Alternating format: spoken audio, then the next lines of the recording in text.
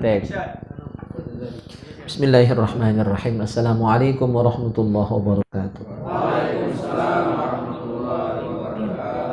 Alhamdulillah, alhamdulillahi rabbil alamin, wassalatu wassalamu ala asyrafil anbiya wal mursalin wa ala alihi wa sahbihi ajma'in, amma ba'du. Ikhwani fillah rahimakumullah. Alhamdulillah, syukur atas rahmat Allah Subhanahu wa taala pada malam hari yang berkah ini kita masih dipertemukan oleh Allah Subhanahu wa taala dalam keadaan sehat walafiat, dalam suasana KPK, ya, Bang Hajar. KPK gitu apa? Lagi sibuk ngurus cucungnya, ya. Alhamdulillah, suasana ini jarang-jarang bisa kita temui, ya, selain di majelis berkah ini, masya Allah. Saya sangat bahagia, Bang Yudi, Sohibul Bait, ya. Cara ini mudah-mudahan kita tetap kompak, ya. Jangan pecah belah. Cukup toko pecah belah, kan? Baru bisa. Kita jangan. Saya sangat merindukan suasana seperti ini, dan saya belum temukan majelis meriah, penuh keakraban, kekeluargaan, walaupun kadang saling ngolah tidak mudah tersinggung. Saya minta nian jangan mudah merajuk, merajuk tua tidak lemah.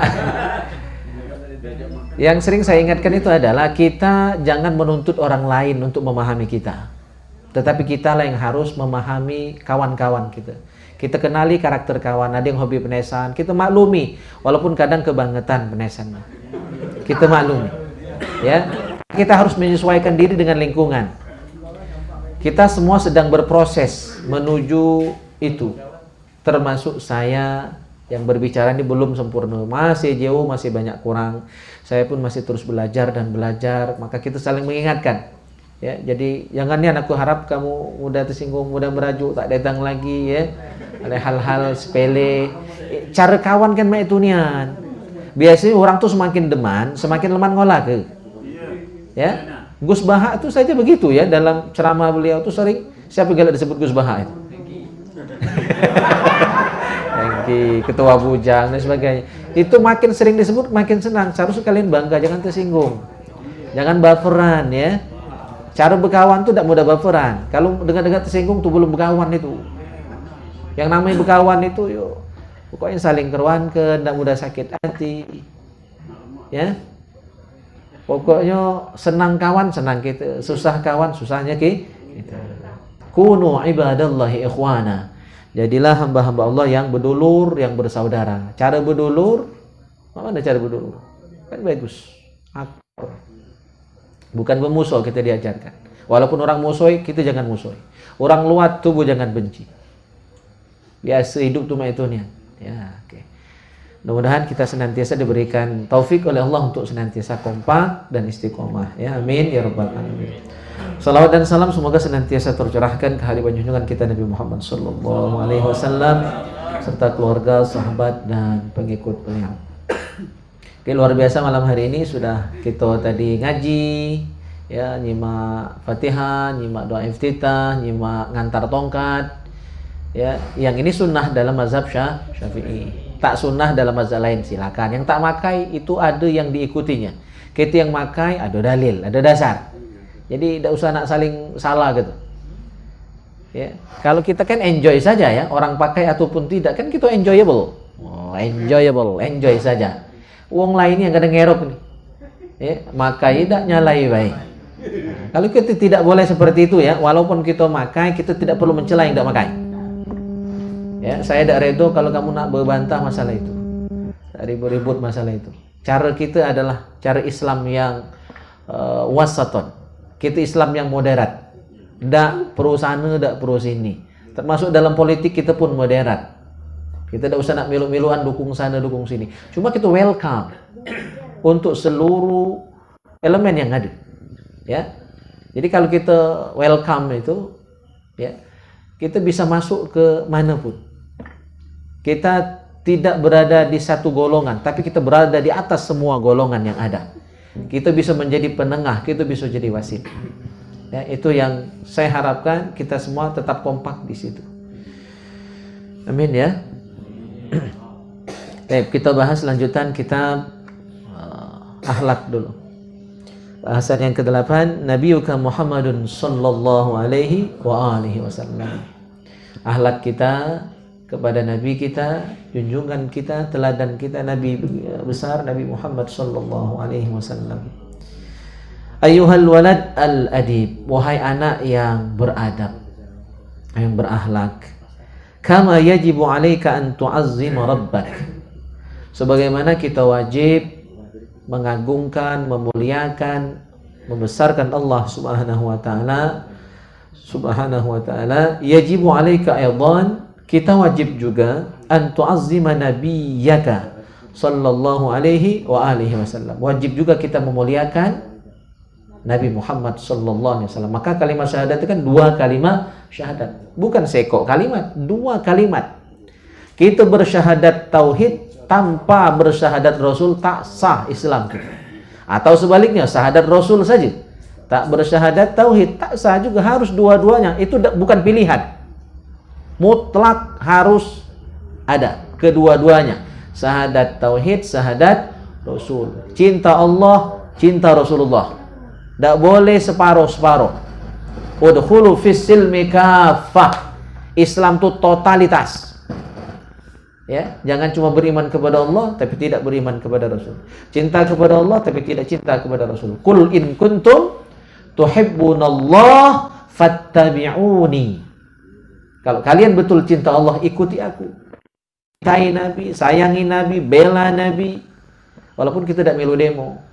Saya cukup tersinggung ketika ada yang bilang Rasulullah dicaci, kamu tidak meluk demo berarti tidak cinta Nabi. Merinding aku. Ada macam-macam cara kita mewujudkan cinta kita kepada Nabi. Kita majelis ini lebih dari yang meluk demo itu. Saya selama kuliah tidak pernah meluk demo. Aku belajar dengan kiai di Palembang itu, bukan nganun demo. Terus terang, bukan dengar aku di Palembang 13 tahun. Tapi masih ingat bahasa dusun. Jadi jangan kaitkan cinta dengan demo. Ya kita hormat yang demo, bagus, itu cara mereka, tapi jangan caci kita yang majelis. Justru kita di sini belajar adab, mencintai Nabi, meneladani Nabi. Merinding bahasanya. Ya, tidak usah saling singgung model, lebih kita singgung lagi. Siapa yang tersinggung, ya kan? Qul in kuntum tuhibbunallah fattabi'uni. Cinta Allah buktikan dengan mencintai Rasulullah sallallahu alaihi wasallam. Mencintai Nabi apa caranya? Apa tandanya? Wa man idda'a hubban nabi, ya, barang siapa mengaku cinta Nabi Muhammad sallallahu alaihi wasallam, ya, min ghairi ittiba'i sunnah fa huwa kadzdzab, tapi tidak mengikuti sunnah Nabi, itu pemohong. Ya. Cinta Nabi wujudnya, buktinya mengikuti sunnah beliau. Majlis ini sunnah Nabi. Majlis kan sunnah Nabi, bukan kongko-kongko di tempat lain. Inilah majlis yang paling diridhoi oleh Rasulullah. Maka ketika beliau masuk masjid, ada dua majlis di masjid itu. Satu majlis zikir, satu majlis ilmu. Rasulullah puji keduanya, ya kan? Dalam kitab Al-Manhajus Sawi disebutkan. Rasulullah puji, bagus, kamu berdoa, kamu berzikir, ya, bisa jadi dikabulkan Allah, bisa juga tidak. Artinya Rasul puji, tapi ada kritik di situ. Kalau ikhlas doa kamu, insya Allah kabul. Kalau tidak, minta alam baik, kumpul-kumpul nih, belum tentu dikabulkan doa kalian. Satu lagi majelis ilmu. Rasulullah puji, masya Allah, ini majelis yang penuh rahmat Allah Subhanahu Wa Taala. Rasul pun duduk di majelis ilmu, bukan di majelis zikir. Dari dua majelis di masjid tadi, Rasul pilih majelis mana? Majelis zikir, bukan majelis demo. Majelis, dari dua majelis zikir dan majelis ilmu tadi, Rasulullah pilih duduk di majelis ilmu. Apalagi majelis kita ini gabungan dari itu, zikir ada, ngaji itu zikir bukan?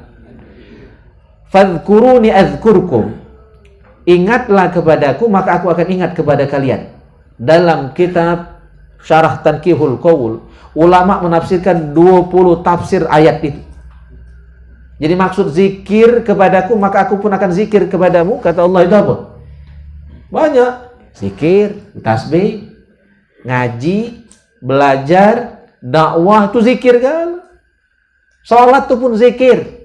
Jadi zikir itu bukan cuma nyebut la ilaha illallah Allah, bukan hanya itu. Seluruh ibadah yang membuat kita ingat kepada Allah itulah zikir. Jadi tafsir tentang zikir itu 20 tafsir. Jangan cuma paham kok makna baik. Dianggap makna lain itu salah. Jadi kita ngaji di zikir bukan? Ngaji. Tadi belajar khutbah itu juga zikir. Sedekah itu zikir bukan? Zikir. Kalau tak zikir, tak mungkin orang itu sedekah. Ngapa baca sedekah? Karena ingat pada Allah. Oh, ini rizki dari Allah. Maka sebagai perwujudan ingatnya, syukurnya kepada Allah, ditengenang, oh berbagi kalau ada. Zikir juga sedekah tuh. Jadi zikir tuh luas maknanya. Maka baca tafsir, jangan cuma baca ayat Al-Qur'annya saja. Fadhkuruni adzkurkum. Ingatlah kepadaku, maka aku akan ingat kepada kalian. 20 tafsirnya ayat itu. Tentang mana zikir di situ. Ya, bukan cuma zikir nyebut lafaz kalimatut thayyibah, tapi juga ngaji Al-Qur'an, salat, zakat, sedekah, seluruhnya itu bagian dari zikrullah.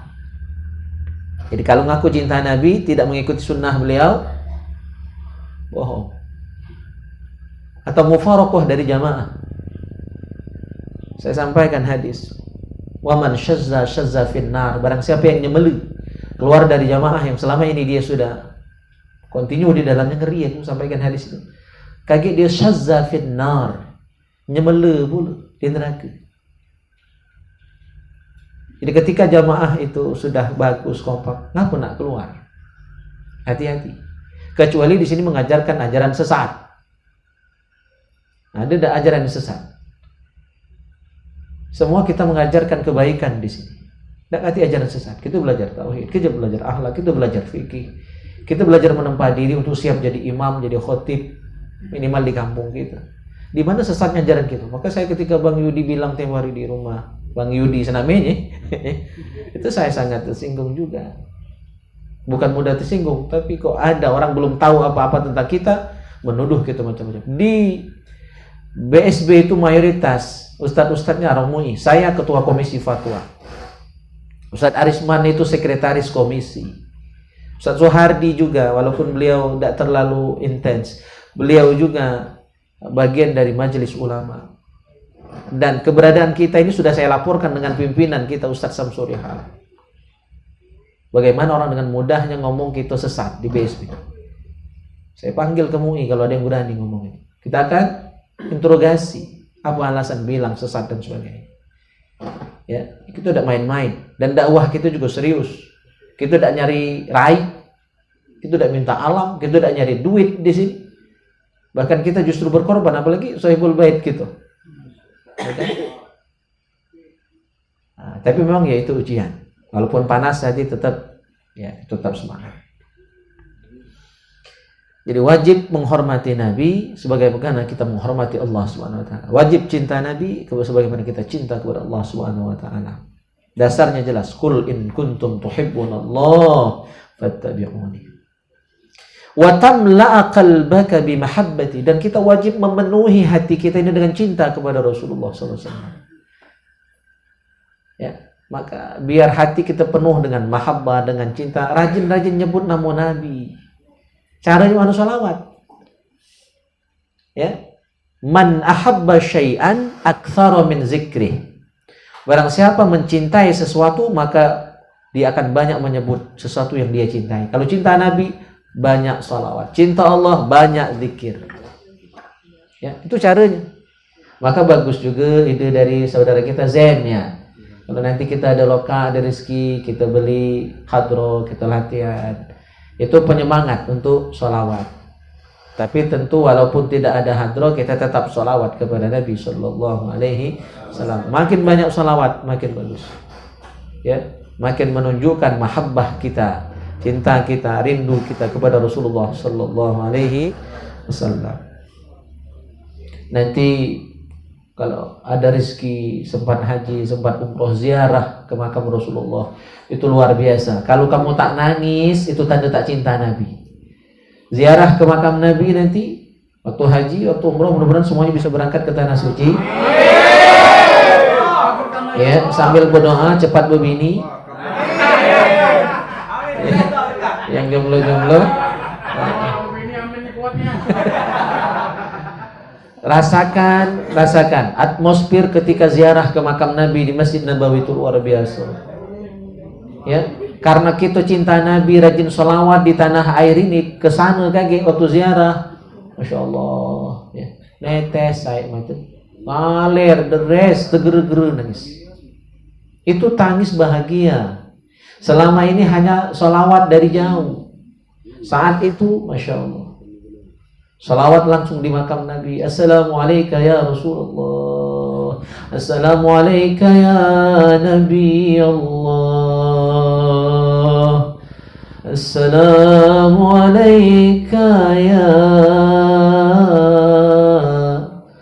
Rasulullah. Itu sampai merinding. Ya, setelah. Tapi kalau waktu ziarah itu tidak sedih, tidak nangis, itu tanda hati yang keras, itu tanda hati yang mati. Itu tanda kati cinta di hatinya kepada Rasulullah SAW. Sedihlah karena tak nangis itu. Sedihlah karena tak nangis ketika ziarah ke makam Nabi. Itu tanda hati yang mati, itu tanda hati yang keras, itu tanda hati tidak kati cinta dengan Nabi di hatinya. Allah. Hatta tuhibbahu aktsara min mahabbatika liwalidayka wa li nafsik. Nah, seharusnya cinta kita ke Nabi itu di atas cinta kita kepada orang tua kita, di atas cinta kita kepada anak-anak kita. Jadi yang pertama, cinta kita itu harus cinta kepada Allah, itu nomor satu. Yang kedua, cinta Rasulullah SAW. Baru yang lain, baru orang tua, baru anak, baru kawan dan sebagainya. Jadi kecintaan kita kepada anak, bini, kawan itu di atas, di bawah cinta kita kepada Allah dan Rasulnya. Atau cinta kita kepada keluarga kita itu karena cinta kita kepada Allah dan Rasul. Allah perintahkan kita untuk sayang dan cinta kepada makhluk Allah, kepada anak bini kita, kepada keluarga kita. Karena perintah itu maka kita cinta orang tua kita dan yang lain-lain. Jadi salurnya cinta Allah kalau baliknya. Kita cinta anak karena Allah perintahkan kita cintai anak-anak kita. Kita cinta orang tua kita karena Allah perintahkan, Nabi meneladankan. Allah. Maka tidak sempurna iman kita, kata Rasulullah, sampai aku lebih dia cintai daripada anak dan orang tua.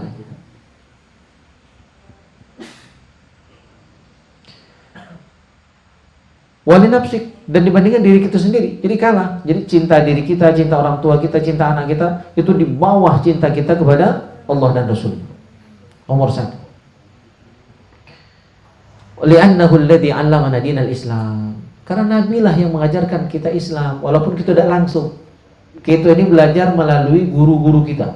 Dan insya Allah kita bersanad. Saya murid Kiai Balian. Kiai Balian murid Kiai Anwar Sri Bandung. Kiai Anwar alumni Al-Azhar University. Jadi ilmu kita nyambung ke Mesir. Sanadnya. Dan dari jalur orang tuanya, Kiai Balian anak Kiai Sulaiman. Tentu anak adalah murid guru, ya, murid dari orang tuanya. Bahkan kitab-kitab Kiai itu adalah warisan dari orang tuanya Kiai Sulaiman. Kiai Sulaiman anak Kiai Abdurrahman Delamat. Ya. Terus, nah Kiai Sulaiman itu belajar 10 tahun lebih. Ya, di Mekah 15 tahun kalau tidak salah. Di Mekah bahkan sampai nikah di sana. Cuma istri beliau yang di Mekah itu tidak melahirkan. Ya, waktu diajak ke Indonesia tidak galak karena malah tinggal di Mekah, akhirnya cerai. Ya, karena beliau tidak mau pulang ke Indonesia. Di Indonesia ya, beliau dakwah keliling. Jadi jalur ilmu kita ini tuh Mekah, Mesir. Sanadnya kita nyambung.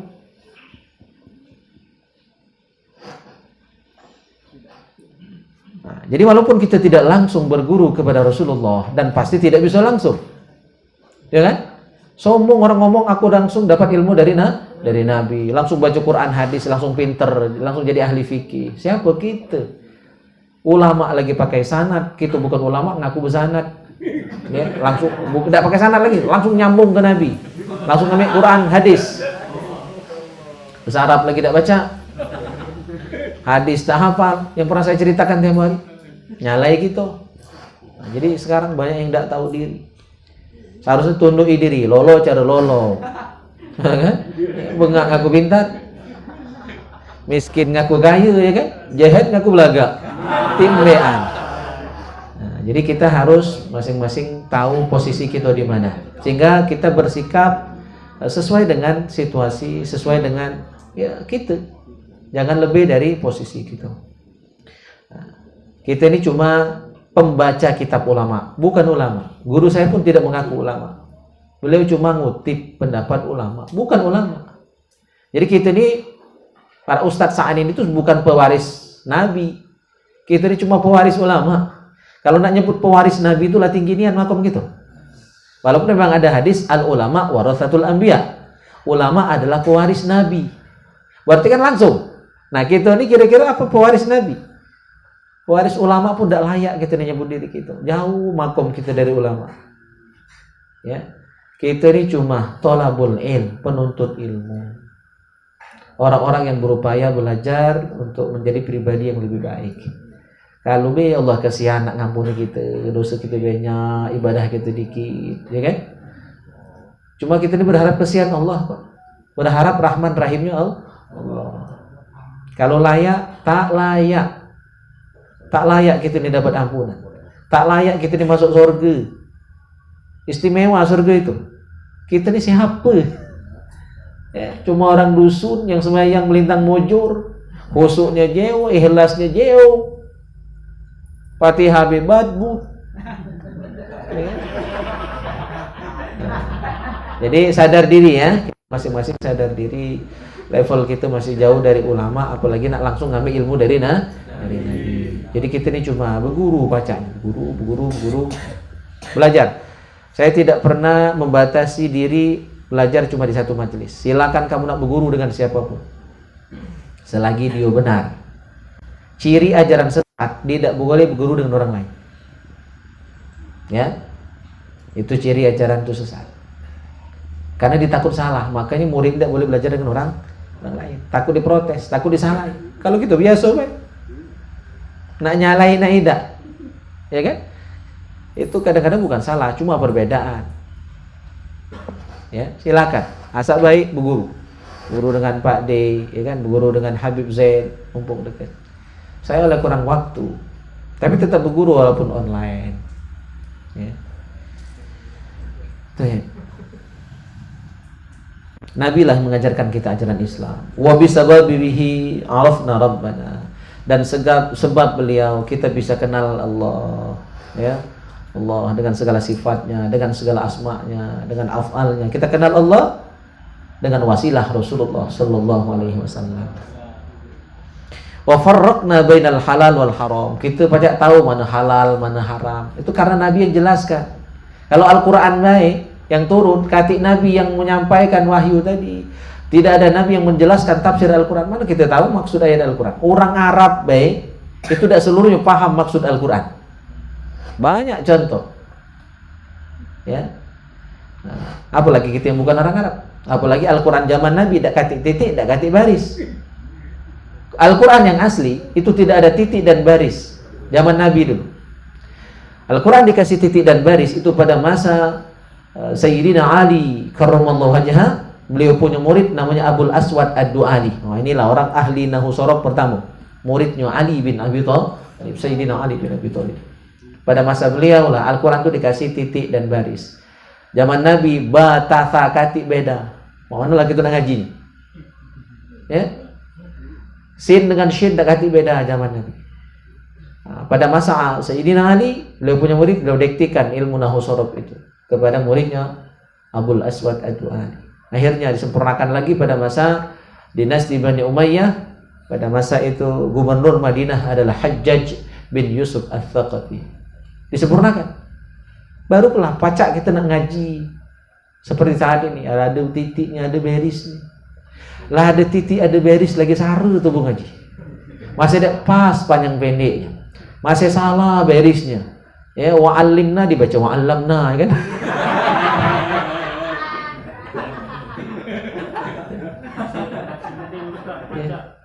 Iya. Nah, itu parah. Allah.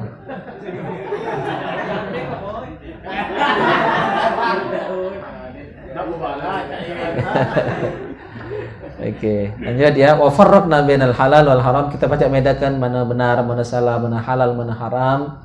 Itu karena bimbingan Rasulullah SAW. Beliau tetap ajari kita, walaupun beliau sudah tiada. Hadisnya, itu warisan beliau. Pokoknya gitu kita pelajari di kitab-kitab, ya. Itu adalah warisan Rasulullah. Selama kita berpegang teguh dengan warisan Nabi, Al-Quran dan hadis dan pemahaman ulama, jangan langsung Quran hadis, ngerti tidak, Arab tidak baca, ya kan? Jadi kita ke Quran hadis itu tidak langsung, tapi melalui ulama. Nah, ada yang sombong tadi, langsung ngambil Quran, baca dewek, nafsirkan dewek, sesat. Nabi bilang ngomong, ya, man fassara al-Qur'ana bi ra'yih falyatabawwa maq'adahu minan nar. Barang siapa menafsirkan Al-Quran dengan pendapatnya sendiri, pendapatnya pribadi, tidak merujuk kepada pendapat ulama-ulama yang sanadnya nyambung ke Rasulullah, maka siap-siaplah maq'adahu minan nar, tempat duduknya neraka. Masuk neraka, bukan basing-basing.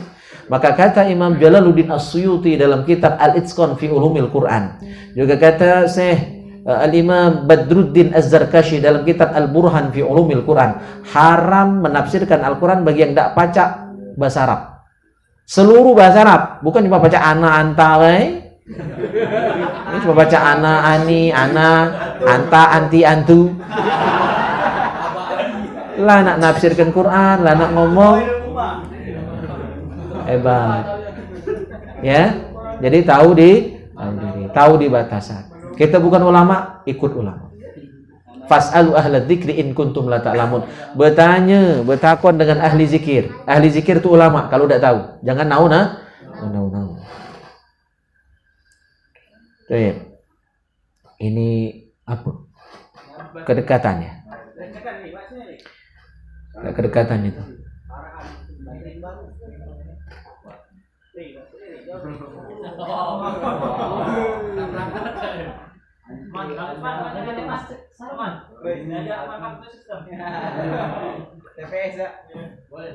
Ya, mantap. Wali anna Allah Ta'ala ahabbahu. Kenapa kita wajib mencintai Nabi? Karena Allah pun mencintai Nabi. Allah saja cinta Nabi, masa kita yang bukan siapa-siapa tadilah disadarkan kita ini bukan siapa-siapa tidak cinta Nabi. Alangkah hebatnya tubuh dari Tuhan. Allah cinta Nabi. Bahkan alam ini ada karena cinta Allah kepada Rasulullah SAW. Laulaka ya Muhammad, laulaka ya Muhammad, ya mahalaktul aflak. Kalau bukan karena engkau hai Muhammad, aku tidak akan ciptakan seluruh dunia ini. Aflak itu seluruh alam semesta. Adanya alam, adanya kita karena cinta Allah kepada Rasulullah. Sang penciptanya saja cinta beliau. Masa kita tidak cinta, masa kita luar, masa kita menghina? Kurang ajarnya. Nauzubillah. Faja'alahu afdalan nas. Allah menjadikan Nabi Muhammad manusia paling afdal, manusia paling utama.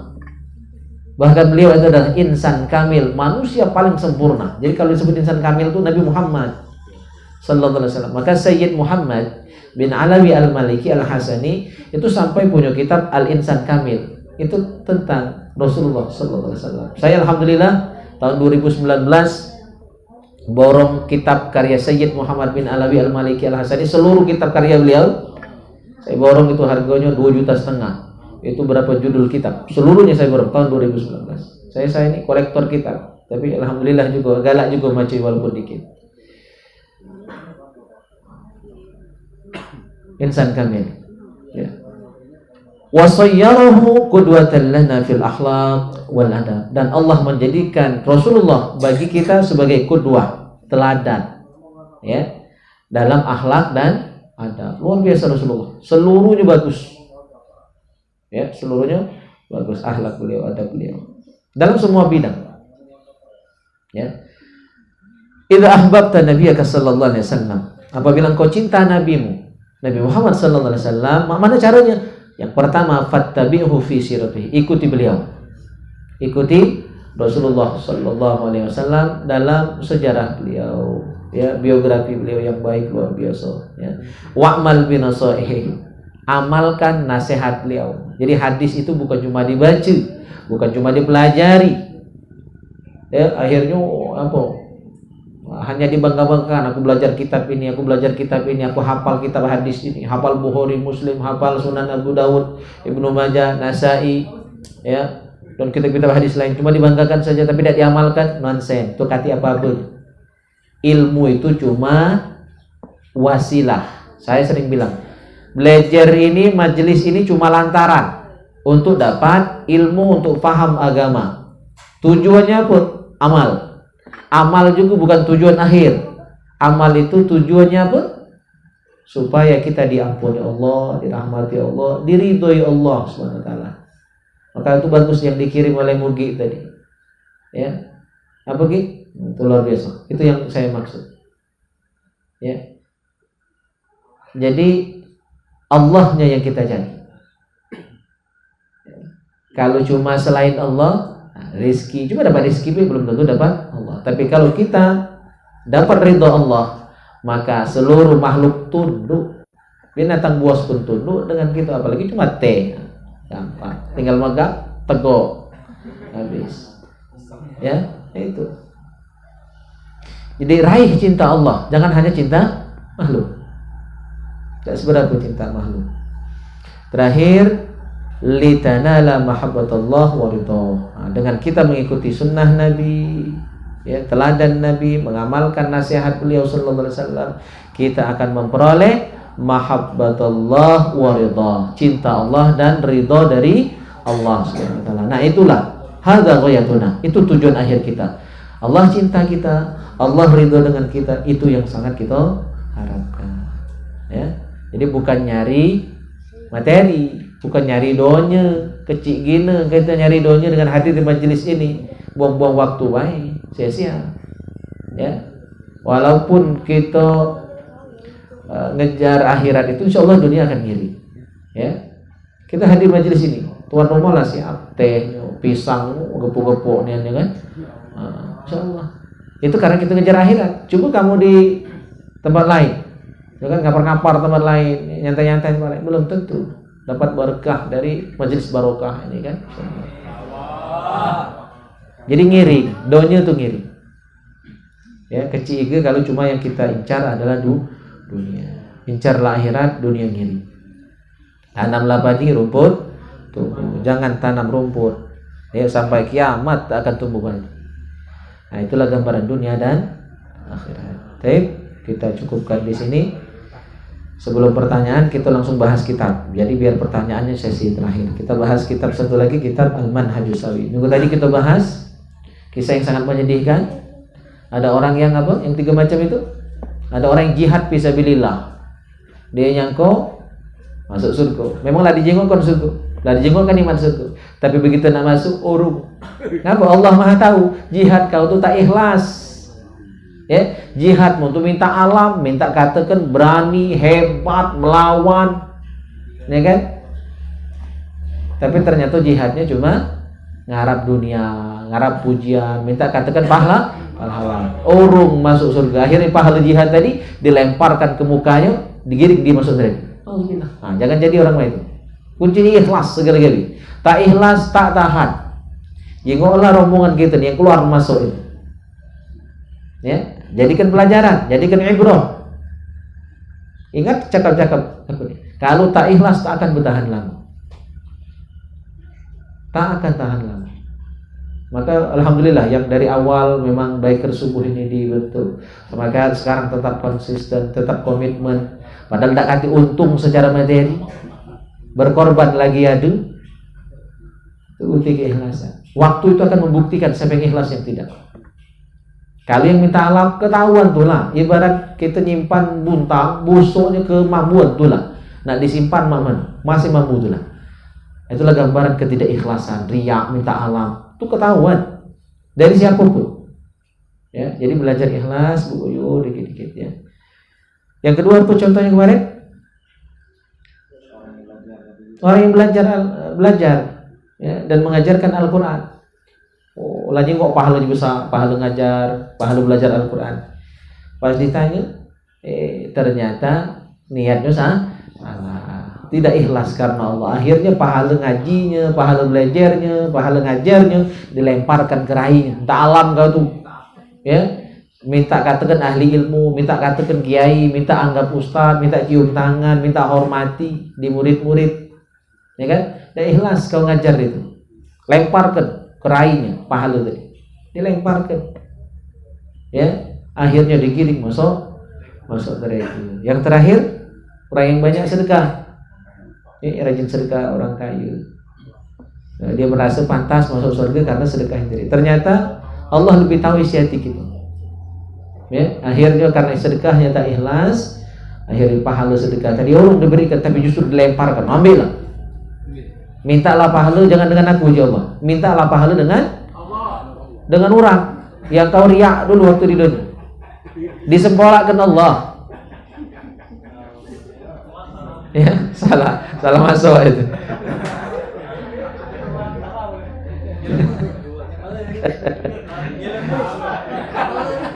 Itu tuh berobot dulu.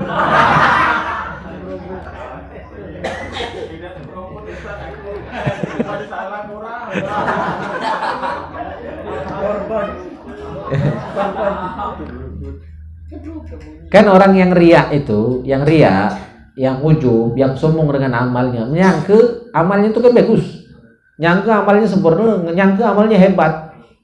Tapi kan Allah maha tahu. Padahal amal dia itu bukan karena Allah, tapi karena makhluk. Nah, jadi kalau kita ibadah minta alam dengan makhluk, disempolakan oleh Allah. Kan kau dulu minta alam dengan si Anu, minta alam dengan murid, minta alam dengan jamaah, minta alam dengan bupati, waktu ceramah, waktu khutbah, waktu ngimam. Tentang bupati ada di belakang, minta alam dengan gadis, ya kan? Tentang jomblo, ya, tentang jomblo kan?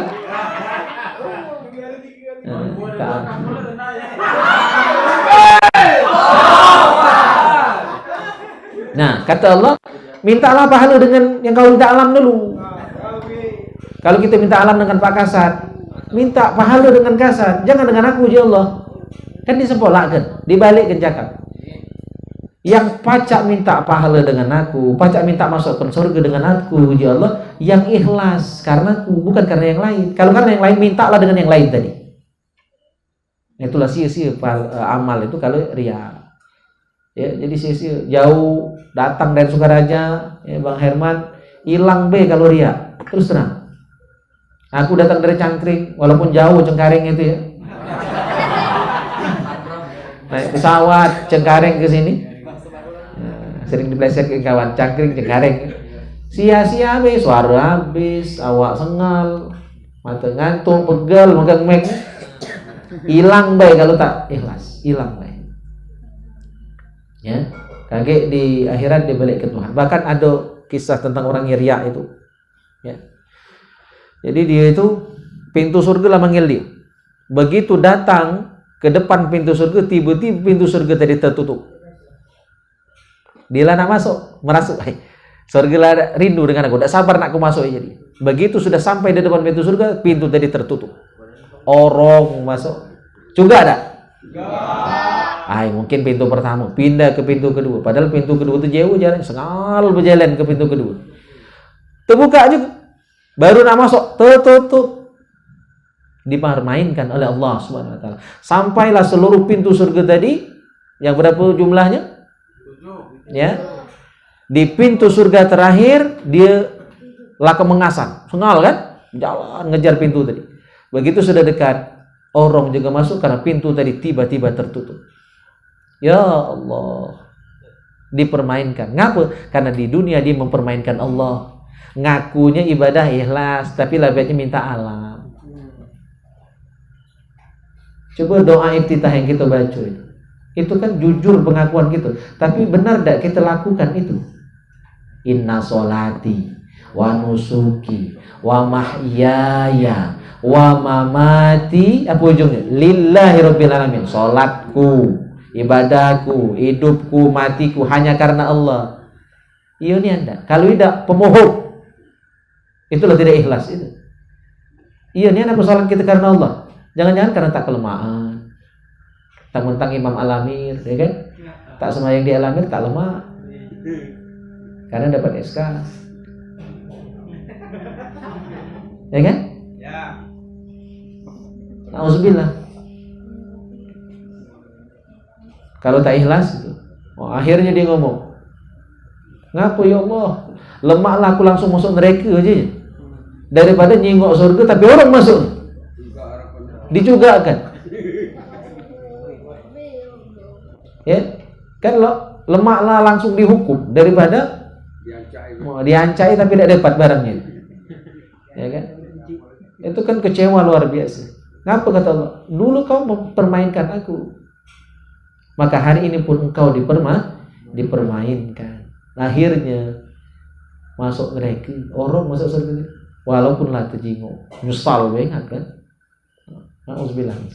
Maka ikhlas, segala-gala ikhlas. Ya, kalau kita ikhlas sholat seharusnya, kalau kita ikhlas makan, ikhlas makan.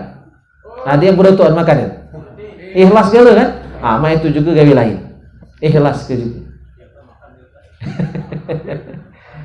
Ya. Oke. Nah, itu yang kita bahas minggu lalu. Allah.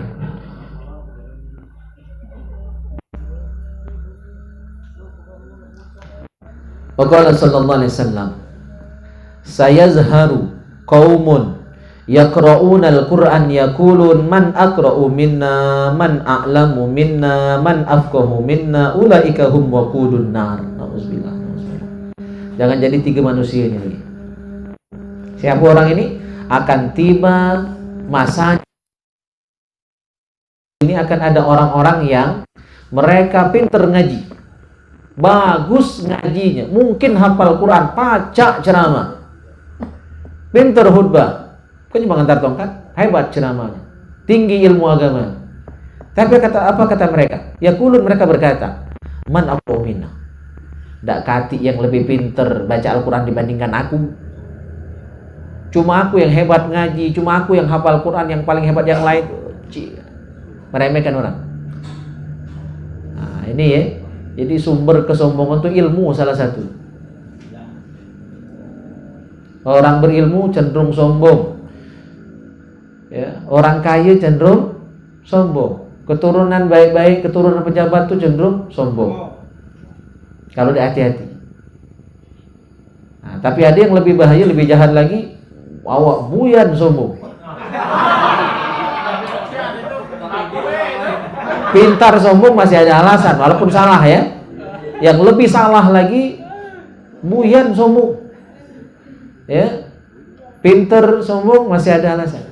Kaya sombong masih ada. Ini miskin sombong. Iya, Allah. Apa mbeannya? Ya, Allah. Ada belum yang modal main ini sekarang? Ada. Banyak. Yang kuat suaranya. Jadi kata Nabi, akan tiba, akan nampak satu kaum di umat Islam ini, mereka membaca Al-Quran, yaqra'una Al-Quran, mereka pacak ngaji, artinya bagus ngaji, mungkin hafal Al-Quran. Tetapi mereka berkata, yaqulun, mereka berkata, man aqra'u minna, siapa yang lebih pintar ngaji dari kami, siapa yang lebih bagus ngaji dari kami, dari aku. Jadi dia memuji dirinya, merasa paling bagus ngaji.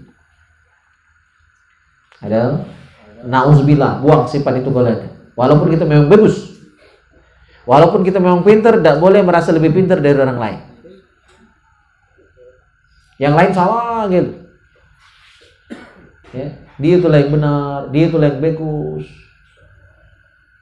Allah Akbar. Man a'lamu minna, siapa yang lebih alim dari kami? Oh, dia merasa lebih alim. Man afqahu minna, siapa yang lebih faham agama dibandingkan kami? Jadi dia merasa lebih qori, merasa lebih berilmu, lebih alim, merasa lebih faham agama, afqah, merasa lebih paham, merasa lebih ahli fikih dibandingkan yang lain. Jadi orang lain remeh juga. Siapa sih? Hebat lah aku, pinter lah aku. Mas, jangan kita masuk ke tipu daya ini. Orang yang demikian kata Rasul, ulaika hum waqudun nar. Yang 3 macam ini waqud. Waqud itu puntung api neraka. Puntung api neraka. Artinya di neraka yang paling bawah, di neraka yang paling panas. Ini orang munafik. Walaupun dia kiai, walaupun dia ustaz. Nauzubillah. Untuk bahasan kita kan ulama usuk, ulama yang jahat. Jadi ulama yang jahat itu dia memang berilmu, dia memang pinter, dia memang bagus, tapi ilmunya cuma di lisan, di fisik, di zahir saja, tidak di batin. Dia menyembunyikan kekufuran di dalam hatinya. Ini ulama yang munafik. Nauzubillah. Kita belajar ini bukan nak diteladani, tapi nak dihindari. Kita belajar keburukan untuk menghindari jatuh kepada keburukan itu. Baik, ini saja bahasan kita malam hari ini. Mudah-mudahan Allah jaga kita, Allah lindungi kita dari sifat-sifat tercela ini. Ya, amin ya rabbal alamin. Ada pertanyaan sampai di sini? Mulai dulu. Assalamualaikum warahmatullahi wabarakatuh. Sebelum saya bertanya, Allahu Akbar. Sebelum saya bertanya, saya mencerna yang dikatakan oleh Pak Ustadz tadi. Tidak ada lain jalan, dunia kita ini hanya untuk akhirat. Jadi saya simak-simak dalam perkataan Pak Ustadz tadi. Tak guna harta, tak guna uang, namun tidak pernah berzakat. Apa kata orang tadi itu? Punya rumah bertingkat, mobil mengkilat, uang berlipat, istri cantik pemikat, tapi tidak pernah berzakat, tidak ada hasilnya. Betul? Betul. Nah, maka dari itu bapak-bapak yang punya harta, zakatlah. Yang punya ilmu, tegakkanlah. Bisa mengerjakan sholat, ajak anak istri. Jadi tidak perlu uang dan harta tadi, ya. Nah, sekarang di sana tanyakan, aduh, mengapa pasar ini? Aku tuh nak bertanya kan. Sebenarnya saya dulu waktu umroh memang benar yang dikatakan Pak Ustadz tadi. Kalau melihat Ka'bah saja sudah menangis, meneteskan air mata tidak terhingga. Tidak tahu apa yang terjadi. Semua yang terjadi belakang-belakangan itu jadi penyesalan. Nah begitu. Nah jadi yang saya tanya tuh Pak Ustadz, kami sudah mikot di Bir Ali. Habis itu saya keluar melihat orang besar lepas ihramnya terbuka habis. Mau saya tolong tapi aku ragu-ragu, takut batal. Kira-kira kalau saya tolong batal ataukah menjadi apa namanya pahala? Jantan atau betina? Lanang. Oh. Hanya itu saja. Tidak kamu tolong. Nah, cukup sekian, terima kasih. Hanya itu saja yang saya tanyakan. Ya. Takbir! Allah Akbar! Masya Allah ya, luar biasa terus ya dari Mamanda kita ya. Nah, itu nanti materi disampaikan juga nanti. Di Sukaraja kayak siap-siap ya. Kultum muqaddimahnya. Yang tadi bagus itu dibahaskan. Yang memikat-mikat tadi tuh. Dan beliau sudah merasakan atmosfer suasana di tanah suci. Nangis. Jadi menangislah karena tidak bisa menangis waktu berada di tanah haram. Itu tanda hati yang keras, bahkan mungkin hatinya sudah mati. Nauzubillah. Terkait pertanyaan beliau, jadi menolong orang itu wajib ketika kita punya kemampuan. Kalau tidak mampu minimal dengan doa. Kalau pacak nolong dengan tangan, dengan lisan kita, tolong. Ya, wallahu fi aunil abdi ma kana al abdu fi auni akhihi. Itu hadisnya jelas. Allah akan senantiasa menolong hambanya yang hamba itu galak nolong saudaranya walaupun tidak kenal. Siapapun, bahkan orang kafir, dia terzolimi kita tolong, pahala. Ya usah nak kok agama Islam apa bukit. Asa Islam ditolong, asa kafir dibiarkan misal. Tidak. Islam itu rahmatan lil alamin. Ketika orang yang membutuhkan pertolongan, siapapun tolong. Anjing sekalipun. Kan ada kisahnya. yang diampuni Allah dosanya karena merik minum anjing. Apalagi nolong manusia, apalagi merik minum, merik makan manusia, merik minum anjing masuk surga. Apalagi merik minum, merik makan hengki.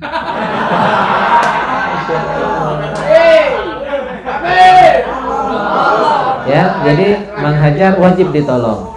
Cuma waktu itu mungkin ragu-ragu, ya kan? Ragu-ragu. Ya, kalau masalah batalkan wudhu tadi ditanya ke kan? Ya, selama tidak menyentuh, kalau laki-laki, selama tidak menyentuh kemaluannya, apa pula megang itu, kan? Ya, tidak batal wudhu. Cuma kalau perempuan, dia batal wudhu ketika menyentuh kulit, ketemu kulit. Itu pun kalau kita meyakini mazhab Syafi'i. Kalau kita yakin mazhab lain, karena di Mekah itu dianjurkan kita taklid ke mazhab lain. Karena agak sulit nak fokus dengan mazhab Syafi'i, agak sulit di Mekah itu. Karena orang yang berjubel saking rapatnya itu ada yang tidak bisa sujud sholatnya. Sujud di belakang jamaah. Jadi saking rapatnya. Nah, itu sah tidak sah? Kan darurat. Jadi kalau kita misalnya susah nak sujud, asak sujud itu tidak bisa ke tempat sujud. Tapi sujudnya di punggung orang di depan kita, sah karena darurat. Nah, jadi dianjurkan saat itu ya, kita taklid ke mazhab yang ada di sana yang membolehkan cara seperti itu. Termasuk tadi yang nyentuh-nyentuh tadi. Ya. Nah, jangan memegang yang itunya. Boleh itu. Apa gawe pulau gawe ini. Lauka berdepak terberobot lah juga.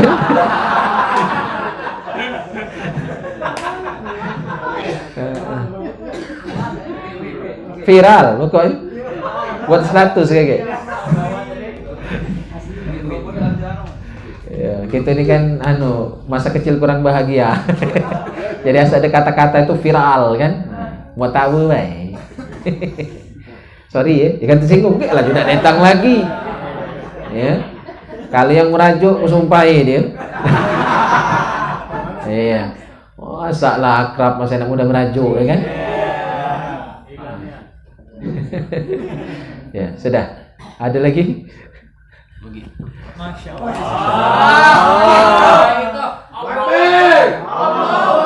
Mewakili pertanyaan dari Oman. Dari siapa? Dari Oman. Dari anak pribadi.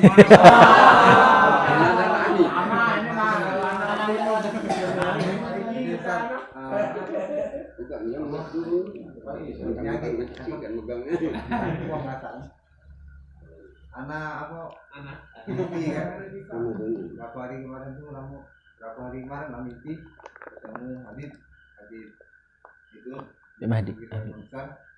mimpi pokoknya nangis dulu sampai nggak baca nafas lagi lah sampai ininya kan. Nah itu apa lah. Nah yang kedua anak tuh asa ke maksud dikit kan. Nggak bisa jaga pandangan mau mana oke. Habis kontak habisin.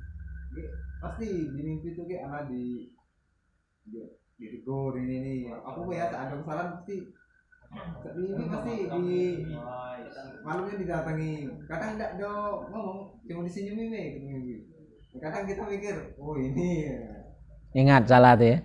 Ah, ini jawabannya tak tanya lagi.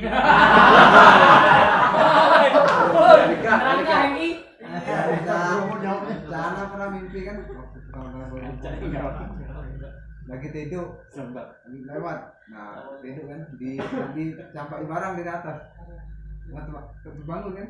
Karena tadi sambil lewat sambil jalan, ente tuh tidurnya belum busuk.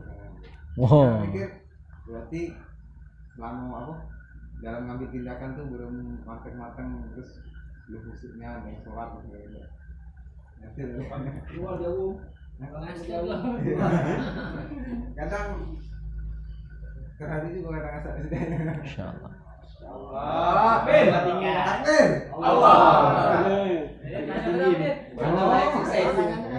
Ya, sudah? Ya, itu bukan pertanyaan tapi testimoni. Itu curhatan, bagus luar biasa. Ketika mimpi ketemu orang-orang soleh, apalagi orang soleh dari darah biru ya, darah ningrat, keturunan zuriyahnya Rasulullah SAW. para habibana, itu luar biasa. Itu gambaran kedekatan hati ya mugi dengan sang habib ya. Itu mimpi yang luar biasa. Itu menunjukkan ya rahmat Allah, karunia Allah, jodohlah dekat. Ya, bagus. Jadi beruntunglah yang dapat teguran langsung dari Habib, ya kan, sampai mimpi ya ketemu beliau ditegur bahwa itu salah. Maka bagus. Ya teguran itu, nasihat itu adalah tanda sayang. Banyak ini yang tidak galak nerima. Ya ditegur, nak dia yang negur, ditegur dak galak. Nak dia yang nasihat tapi dinasihati tidak galak. Ya kan? Gitu. Jadi bagus.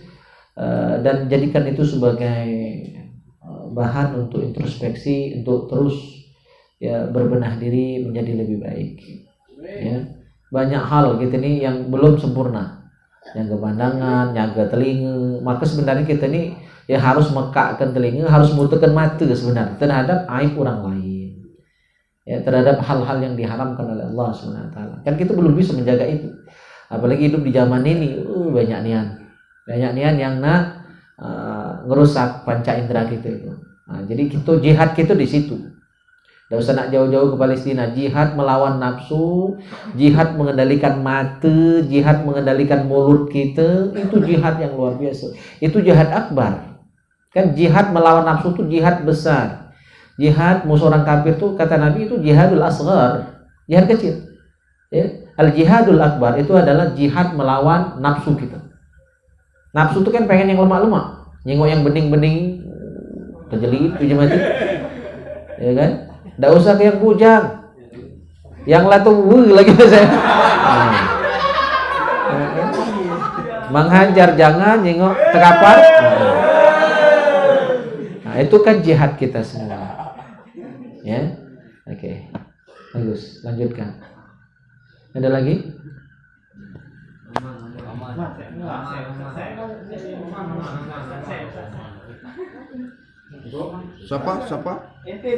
Siapa ada takon?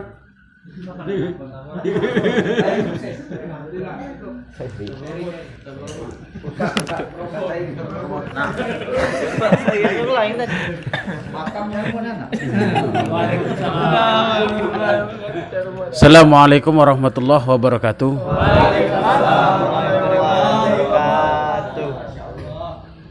Ini sebenarnya penyambung lidah Ustadz, dari tidak bisa aku sebut ke wongnya. Rahasia lah ya? Iya rahasia. Ini tapi dia ini kalau ngaji bisa Ustadz, sholat 5 waktu. Tapi dia itu galak kadang tuh nyingok YouTube. Nah pertanyaan saya itu YouTube dijingoknya itu, tapi yang tidak baik-baik. Tapi misalnya ada Donald Bebek kan, pemain Donald Bebek, TikTok. Iya, Donald Bebek tuh pemainan beginca, macam suami istri cak itu nah. Nonton itu, WF ya. Oh ya itu Ustaz. Pertanyaannya Ustaz. Assalamualaikum warahmatullahi wabarakatuh. Waalaikumsalam warahmatullahi wabarakatuh. Ya, itulah tantangan kita sekarang. Jadi segalanya kata Nabi itu bisa berzina. Zina mata, ya kan? Zina telinga, zina tangan. Jangan ditunda-tunda, Kak. Yang puncaknya adalah zina akbar itu. Donald Bebek tadi. Ya kan?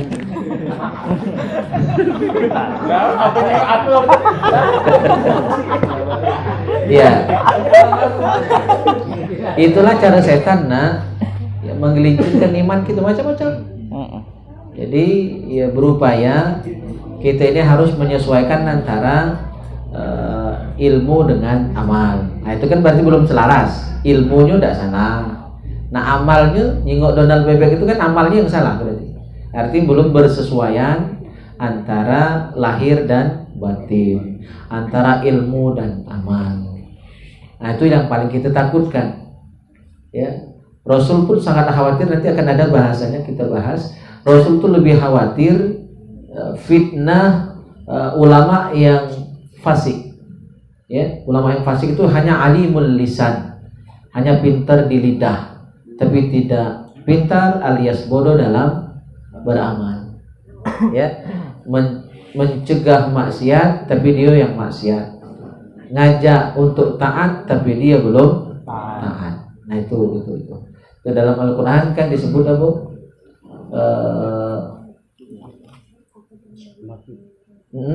Ada yang tahu? Ya, munafik. Nauzubillah min dzalik. Ya. Itu bagaikan apa? Lilin nerangi orang tapi dia dewe terbakar. Nah, jangan jadi seperti itu. Ya, ambil pelajaran. Dan tugas kita ini berat selama hidup. Melawan setan dengan segala upaya, melawan nafsu gitu, kan? Aku main nih ya.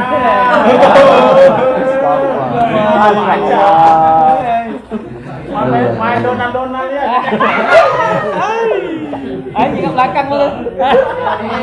Ayo ke belakang lu. Itu ada lagi. Ya.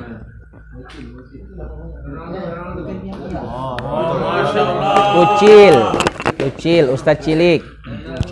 Ini nah calon ustadz besar dulu nah. Assalamualaikum warahmatullahi wabarakatuh. Waalaikumsalam. Di sini Ustaz, aku nak bertanya. Ada orang yang datangi aku di mimpi kan?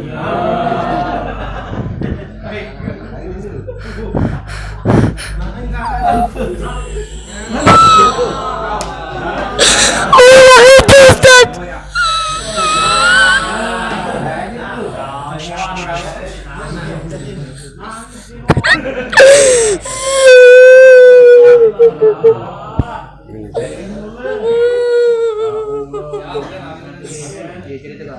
Oh nangis Ustaz. Bajunya putihan bersih, pakai sorban warna hijau dan tuh capalnya mirip capal Nabi Muhammad.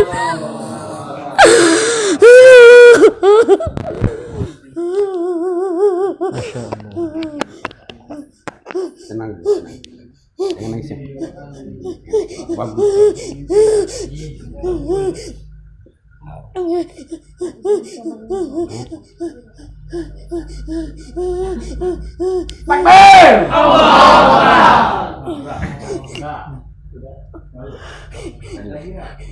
Lanjut.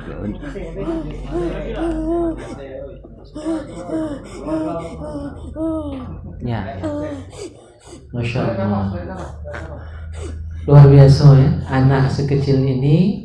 Jadi wajar sekali. Saya sering bilang ini calon penerus kita, calon ulama kita masa depan. Beliau mimpi ketemu Rasulullah SAW. Sorban hijau yang sudah kita bahas tempoh hari, ya, di Masjid Istiqomah Napal. Kata ulama fikih haram memakai sorban warna hijau. Karena itu adalah haknya zuriyah Rasulullah SAW. Kalau sal boleh, sorban warna hijau itu adalah sorbannya zuriyah Rasulullah SAW. Itu bisa jadi adalah Nabi Muhammad yang beliau temui dalam mimpi. Anak sekecil ini bersihnya hati beliau. Minum ya. Kita yang latu belum tentu mimpi ketemu Nabi. Karena banyak yang YouTube tadi nonal bebek. Jadi hati kita kotor, banyak maksiat.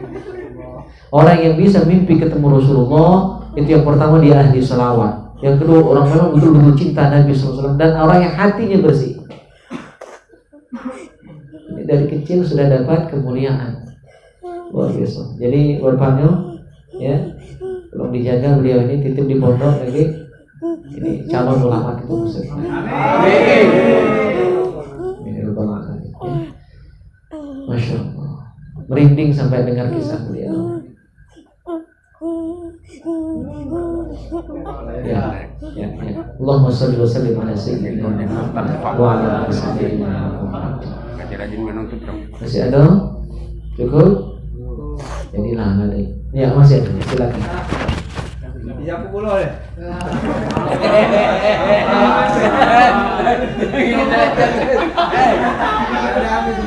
Assalamualaikum warahmatullahi Assalamualaikum warahmatullahi wabarakatuh. Aku nak bertanya Ustaz. Ya, betul. Kita kan sholat. Kalau tak berpeci itu sapi tak Ustaz? Itu ya. Ya. Saya ada link. Nah, ini juga calon ustaz kita ke depan ya. Ini dua-duanya ini cocok jadi mantu nih kan.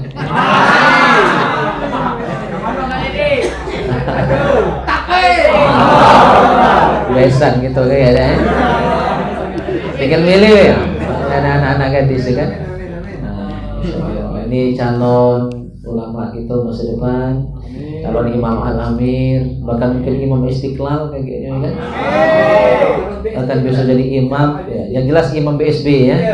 Masya Allah. Saya sangat salut. Jadikan ini ibroh ya, yang lebih tua malu ya. Kalau tidak semangat, Masya Allah. Lagi nak buat anak lanang aku.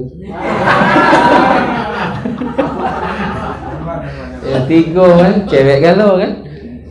Produk lagi insya Allah. Jadi sholat tak berpeci sah. Ya, karena peci ini adalah sulukul adab, bagian dari adab, bagian dari akhlak. Ya, tapi makruh tak berpeci itu, apalagi sengaja. Makruh. Apalagi kalau rambutnya panjang. Nah, itu dikhawatirkan kalau rambut panjang waktu kita sujud, tersujud di rambut, bisa tidak sah. Jadi kening kita nih wajib terbuka dalam sujud. Kening wajib terbuka. Kalau tertutup oleh peci ini. Sang. Atau tertutup oleh sorban, oleh telekungan yang ibu-ibu ya, jangan sujud di telekungan. Telekungan itu agak tarik ke mundur, jadi kita sujud langsung ke sejadah, kening kita. Tidak boleh sejadah yang tempat kita sujud ditutupi oleh telekongan, mukena, atau peci kita menutup kening, atau rambut yang panjang nutup kening.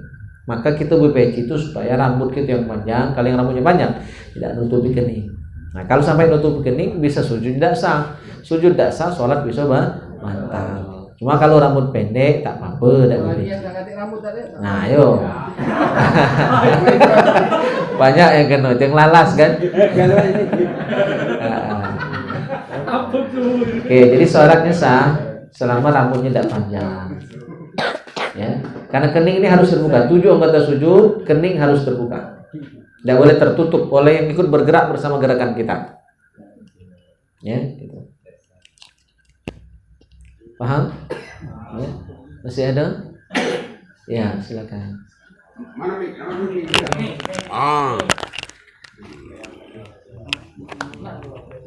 Assalamualaikum warahmatullahi wabarakatuh.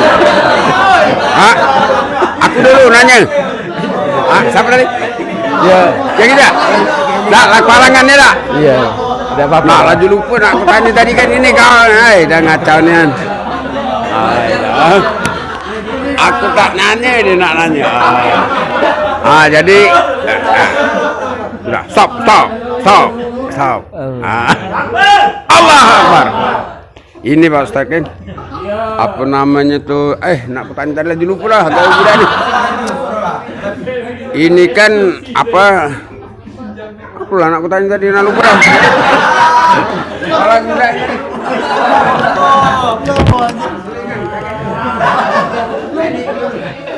Ada iklan.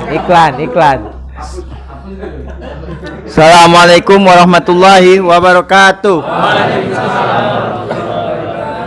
Yang ingin saya pertanyakan nih Ustadz, bagaimana cara kita belajar ikhlas dan sabar Ustadz?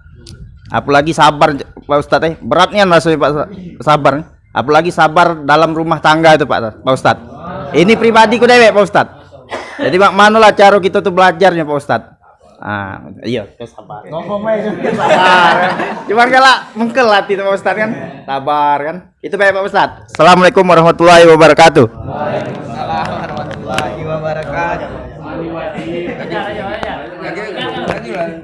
Iya. Jawaban dulu.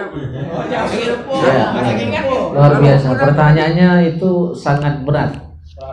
Ya, menjelaskannya dan mempraktekannya. Sabar itu cuma satu kata, ikhlas itu juga cuma satu kata, tapi penjabarannya berat luar biasa, panjang lebar, lagi nak prakteknya, nak ngamalkannya. Jadi semua kita sedang berproses untuk bisa menjadi pribadi yang sabar tadi. Cuma kuncinya untuk bisa sabar itu adalah jangan buru-buru ngambil keputusan. Jadi tarik nafas, ya kan? Jadi beri jeda dulu, jangan terbawa emosi. Ya, jangan mudah-mudah ngambil kesimpulan, ngambil keputusan. Tapi ternyata nanti akan disesali. Jadi kasih waktu dulu ketika misalnya nak marah, nak apalah. Dalam seluruh sisi kehidupan, bukan cuma rumah tangga, gali-gali. Di majelis ini kalau tidak sabar kan udah tersinggung. Ya kan? Nah, jadi pikirkan, renungkan dulu, ya. Pindah tempat dulu. Kalau misalnya tadi nak marah, duduk bertegak. Kalau tadi marah yang bertegak, duduk. Kalau tadi duduk mungkin beri, pindah tempat. Ya, pindah tempat. Dengan berpindah tempat, insya Allah akan melihat suasana yang baru. Ambil di hati terus istighfar, astagfirullah, astagfirullah. Baca surah Al-Insyirah, ya. Lam nashrah laka sadrak, sambil pegang dadu. Ya, lam nashrah laka sadrak wa wada'na anka dhikrak alladhi anqadha dhahrak wa rafa'na laka dhikrak fa inna ma'al usri yusra inna ma'al usri yusra fa idza faraghta fansab wa ila rabbika farghab. Itu pelembut hati. Maka disarankan ke nyonyanya yang sudah punya nyonya, ibu-ibu lagi masak, ya, meso beres, ngiris bewang, numis sayur, itu sambil masak itu sambil baca itu alam nashrah laka sadrak dari bismillah, ya. Nah, itu ajaran langsung dari guru kami Al-Mukarram Ustaz Taufik Hasnudi. Jadi jangan buru-buru ngambil keputusan, mundur dulu berapa langkah, ya, keluar dulu dari rumah. Jadi jangan dihadapi. Lagi misalnya laki bini, kalau siko jadi api, kita jadi air, jangan sama-sama jadi api, tangguh besar api. Ya, kalau sekoknya keras, artinya dia jadi batu, tubuh jangan jadi batu, jadi semen, biar lengket. Kalau sama-sama jadi batu, pecah, kelekak kelekok, ya kan, berdekak dekok, ya, bocor, beributan. Jadi intinya kita tarik nafas tuh, berpikir panjang, ya, istighfar. Jika perlu itu kalau cara Nabi, wa ju'ilat qurratu aini fis shalah.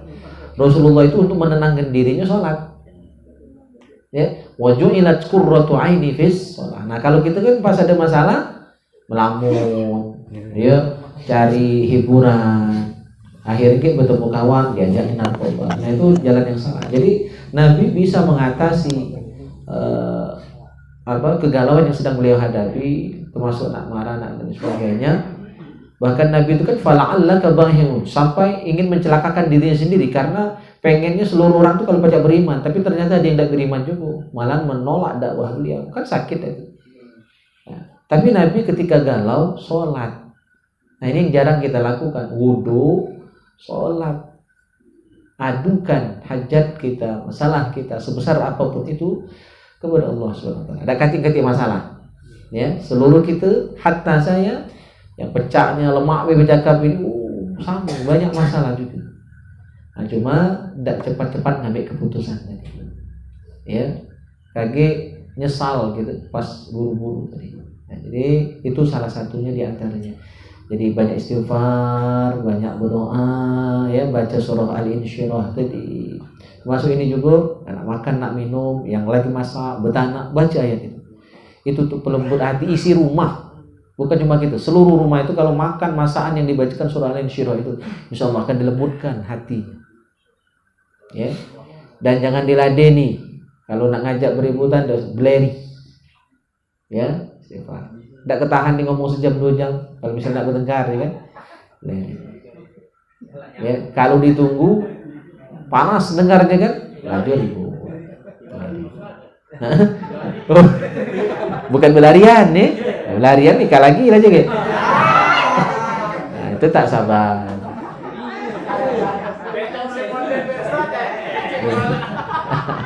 Ingatkan kisah Umar bin Khattab. Ya, dalam kitab Uqudul Lujjah disebutkan, jadi ada seorang sahabat yang mau konsultasi dengan Umar bin Khattab karena bininya itu lemah marah ini, man ngoceh dan sebagainya. Dia tidak sabar dengan sikap istrinya yang seperti itu. Akhirnya dia ngadu ke Umar bin Khattab. Baru nak ngetok pintu, didengarnya merepet, ya, merepet suara dari istri Umar bin Khattab radhiyallahu anhu. Uji sama baik. Tapi Umar diam baik, tidak nyawab sepatah kata. Bukan takut.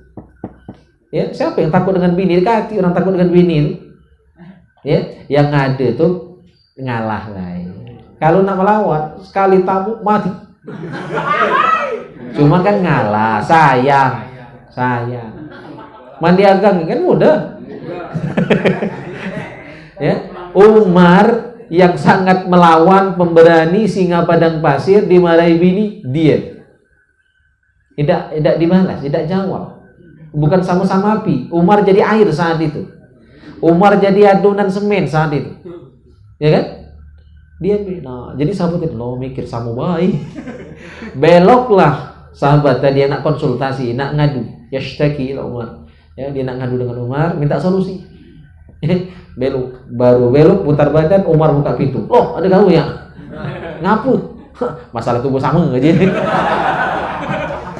Sama baik. Jadi rumah tangga Umar bin Khattab, Khalifah Rasyidin yang kedua, panglima perang yang gagah berani, ya, singa padang pasir, jago gulat, setan pun takut dengan dia.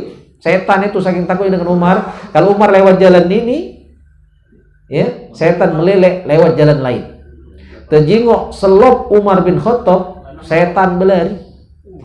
Bayangkanlah, setan lagi takut apalagi bininya sebenarnya kan. Nah, tapi Umar diam baik, bukan takut. Apa kata Umar? Ya, ingat jasa baik istri. Dia yang ngeluroi gitu siang malam, ya kan? Dia yang melahirkan anak-anak gitu. Ya. Dia yang ngeluroi, merisai, nyuci pakaian, masak dan sebagainya. Ingat kebaikannya itu. Ya, hargai kebaikannya, jasanya. Ya, insya Allah. Rum nak marah tadi. Sabar. Itu ya. Jadi belajar dari Umar bin Khattab. Dan juga ada hadis Nabi, suami yang sabar terhadap perilaku buruk sang istri. Man sabara ala su'i khuluqim ra'atihi a'tahu Allahu minal ajri mithla ma a'ta Ayyub alaihi salam. Suami yang sabar dengan akhlak buruk sang istri. Ya, bini kita tuh tidak seluruhnya tidak sempurna.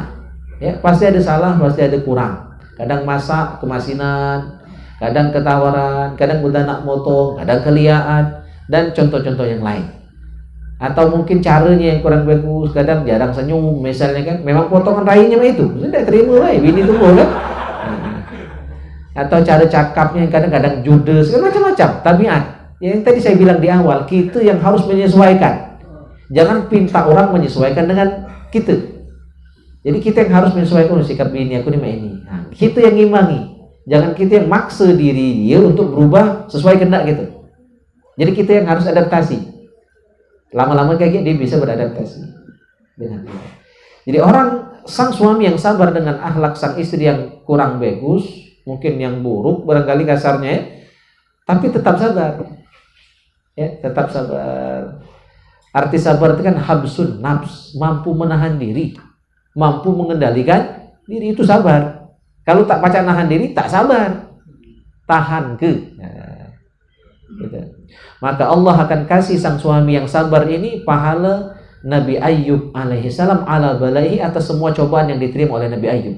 Apa musibah Nabi Ayyub? Seluruh retenya yang banyak habis, jatuh bangkrut. Engonannya banyak, mati gitu. Kebunnya, sawahnya, ladangnya terbakar. Anaknya mati gitu. Istri minta cerai semua, tinggal satu. Istri beliau banyak. Ya, namun kita istri Siko minta cerai dulu selesai. Istri Nabi Ayub banyak minta cerai kecuali Siko. Siti Rahman nama istri beliau. Ini yang tetap sabar. Dan setelah jatuh bangkrut, anaknya mati galau, bini minta cerai kecuali satu tadi, beliau pun jatuh sakit sampai bertahun-tahun, tinggal daging dengan tulang, tinggal tulang, kurus. Ya. Sakit bertahun-tahun. Karena beliau sakit, dianggap masyarakatnya penyakit yang menular, penyakit beliau itu menjijikkan, akhirnya beliau pun dikucilkan oleh masyarakatnya. Tak boleh dimarahi, dikucilkan. Tetap sabar Nabi Ayub. Siapa yang diuji model itu? Aku tak sanggup. Ya, nah pahala Nabi Ayub dengan segala musibah yang beliau hadapi tetap sabar, pahala itu akan diberikan kepada suami yang sabar dengan buruknya akhlak sang istri. Pun sebaliknya, wa man sabarat ala su'i khuluqi zawjiha, ya a'taha Allah min al-ajri mithla ma a'ta Asiyah imrati Fir'aun. Istri yang sabar dengan akhlak buruk sang suami, maka istri itu akan diberi pahala sebesar pahala Asiyah, istrinya Fir'aun.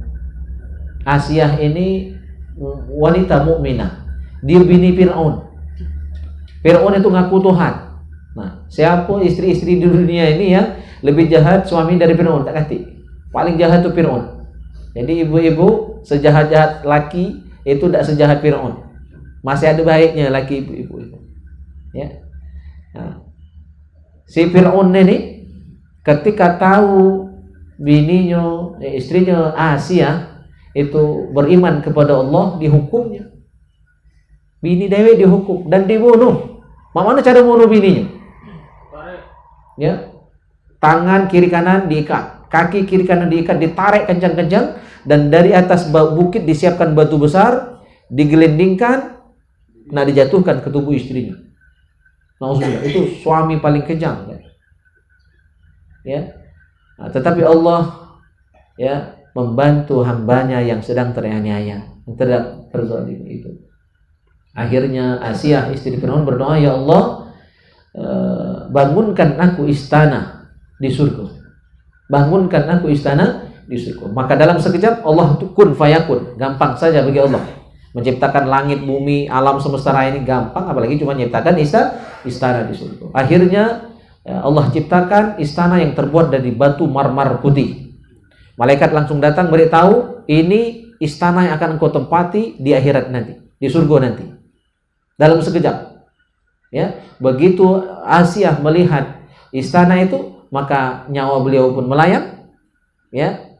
Dan ketika nyawa beliau melayang, ya sudah berpisah ruh dengan jasadnya, jatuhlah batu tadi menimpa tubuh tanpa ruh, menimpa jasad tanpa ruh. Merasa tidak sakit? Tidak. Tidak terasa sakit lagi karena sudah meninggal dunia karena asik melihat menyaksikan tempatnya nanti, istananya nanti di surga Allah SWT. Jadi laki bini harus sama-sama sabar. Ya, sabar. Insyaallah, ya. Jadi sabar itu nahan kami, walaupun tak lemah, walaupun tak bagus. Dan memang kadang-kadang tidak langsung sempurna di awal. Ya, saya pun kalau cerita panjang juga cerita. Nah, baru sekarang ini merasa sudah bisa saling memahami. Jadi panjang ternyata proses. Walaupun kami suami istri sama-sama satu alma mater, sama-sama dari Ujung Tanjung.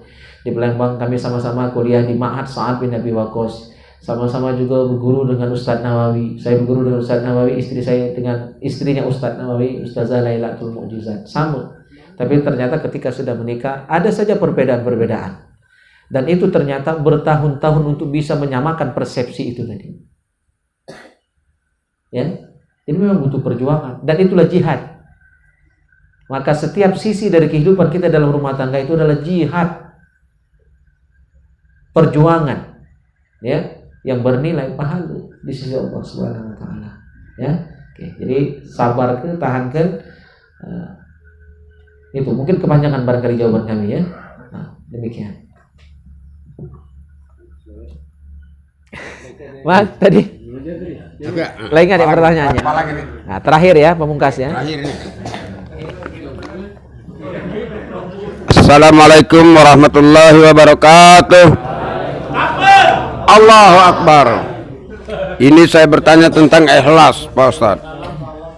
Kebanyakan orang itu kalau dia berzakat atau berimpak minta dicatat. Lalu setiap hari jemaat minta disebut namanya. Apakah itu yang namanya ikhlas? Apakah itu hanya tidak ngerti aku nih. Ria. Mungkin itu saja. Karena kalau saya melihat orang yang mau ikhlas, masukkan saja uang di kotak tanpa tahu orang pun, karena tangan kanan memberi, tangan kiri tidak boleh tahu. Allahu Akbar. Ya benar, itu kembali ke niat memanda ya. Jadi kalau dia memang ngomong minta catat nah itu rada-rada tidak ikhlas. Cuma kalau pengurus yang mencatat, nanya sebagai bentuk pertanggungjawaban, karena kita ini harus menjaga banyak hati, banyak mata. Ya, kita yang ngomong, kita yang nyumbang, memang murni ikhlas. Cuma ketika pengurus tidak ngomongkan, tidak nyatat, pengurus jadi tertuduh. Ya, tertuduh dianggap pengurus yang korupsi, ya dan sebagainya. Jadi semua harus dipikirkan. Nah, tinggal yang nyumbang nyago hatinya. Nyago hatinya, dicatat tak dicatat, diumumkan tidak diumumkan, dia tetap ikhlas. Jadi ikhlas itu di hati. Ya, di hati. Nah, ketika diumumkan juga tetap harus jaga perasaan. Ketika diumumkan, ya kan, misalnya diumumkan hamba Allah. Kalau kita merasa itu aku sebenarnya, ya, masalah juga. Jadi balik ke hati gitu lah. Yang namanya ikhlas itu tidak pernah ingat-ingat kebaikan kita. Ilmu basic ikhlas itu. Ada yang pernah nyesal berak? Bro tidak pernah nyesal kan? Ikhlas tidak mengeluarkan itu. Walaupun yang dimakan sebelumnya itu adalah makanan yang paling lezat di dunia ini, tidak pernah kita menyesali. Sayangnya ngeluar ke sate tadi, ya seblak tadi, rendang tadi, tidak pernah nyesal kan? Nah, itulah ilmu ikhlas. Tidak pernah ingat, ya, tidak pernah menyebut, tidak pernah mengungkit. Orang nak menghargai atau tidak kebaikan dia, tidak peduli. Makanya ciri orang ikhlas itu tidak sakit hati ketika dicaci, tidak bangga diri ketika dipuji. Biasa be. Nah, jadi kalimatnya biasa be. Itu ikhlas. Ya, biasa. Atau ilmu tukang parkir. Ya, mobil habis, motor habis, tak pernah sakit. Ya.